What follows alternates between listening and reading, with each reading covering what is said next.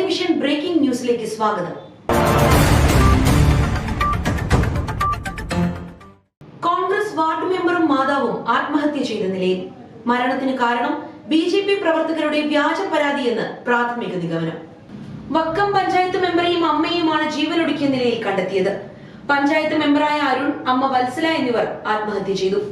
വീടിനുള്ളിലെ മുകളിലെത്തിയ നിലയിൽ തൂങ്ങി മരിച്ച നിലയിലാണ് ഇരുവരെയും കണ്ടെത്തിയത്. പഞ്ചായത്ത് മെമ്പർക്കും വൈസ് പ്രസിഡന്റിനും വാട്സ്ആപ്പ് സന്ദേശം അയച്ചതിനു ശേഷമാണ് ജീവനൊടുക്കിയത്. വക്കം പഞ്ചായത്തിലെ 8ാം വാർഡ് മെമ്പറാണ് അരുൺ. മരണത്തിന് ഉത്തരവാദിയായവരുടെ പേര് ആത്മഹത്യാക്കുറിപ്പിൽ പറഞ്ഞിട്ടുണ്ട്.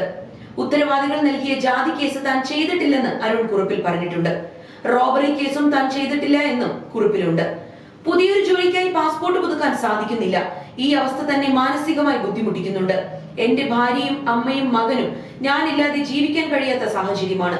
മാനസിക വിഷമം വല്ലാതെ ഉലയ്ക്കുന്നതിനാൽ ഞാൻ ജീവൻ അവസാനിപ്പിക്കുന്നു എന്ന് കുറിപ്പിൽ പറയുന്നു. ബിജെപി പ്രവർത്തകർക്കെതിരെയാണ് ആത്മഹത്യാക്കുറിപ്പ്. SC ആക്ട് പ്രകാരം അരുണിനെതിരെ കേസെടുത്തു. ഇത് കള്ളക്കേസാണെന്നാണ് ആത്മഹത്യാക്കുറിപ്പിൽ പറയുന്നത്. വിനോദ്, സന്തോഷ് എന്നിവർ കഴിഞ്ഞ വർഷമാണ് കേസ് കൊടുത്തത്. മണിലാൽ മോഷണക്കുറ്റം ആരോപിച്ചാണ് കേസ് കൊടുത്തത്. അരുണിനെതിരെ കേസ് കൊടുത്തവർ BJP പ്രവർത്തകരാണ്.